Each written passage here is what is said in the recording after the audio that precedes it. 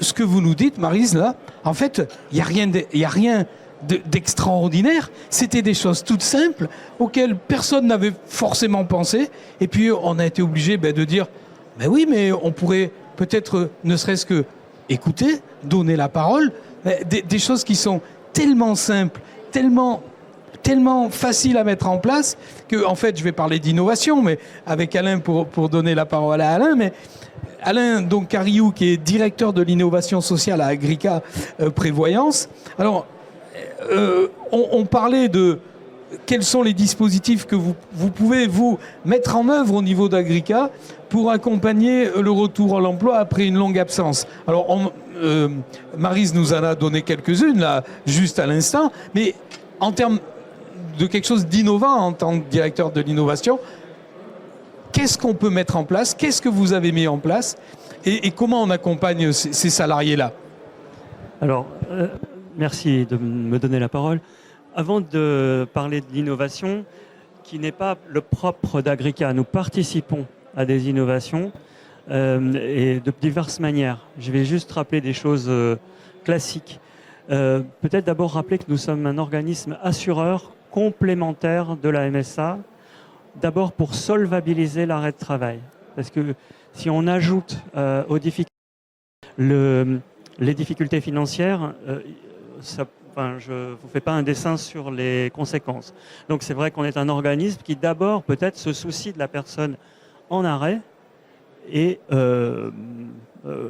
à partir du moment où il y a eu des négociations, grâce à vos organisations syndicales au sein des branches professionnelles et des entreprises, nous intervenons à votre demande pour solvabiliser, en complément de la MSA, les personnes qui sont dans cette situation. Et effectivement, pendant une durée qui peut être très longue. Donc, au moins, sur cette partie-là. Sur une deuxième partie financière, un certain nombre de personnes sont dans des conditions sociales, alors là c'est la base, et sont dans des conditions qui socialement justifient de leur part une demande qui va être instruite par nous.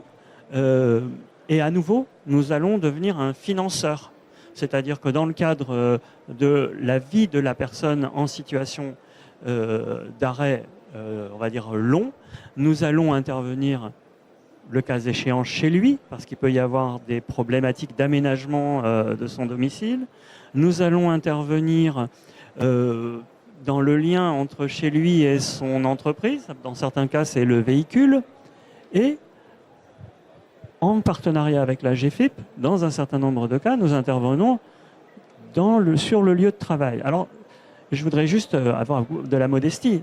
Agrica n'intervient pas. Nous ne sommes pas un intervenant. Nous sommes un financeur d'une intervention qui est menée par des personnes dont c'est le métier. Nous appréhendons je redis ce mot parce que la solvabilisation des pour permettre aux personnes, effectivement, de revenir à l'emploi dans cet aspect matériel des choses.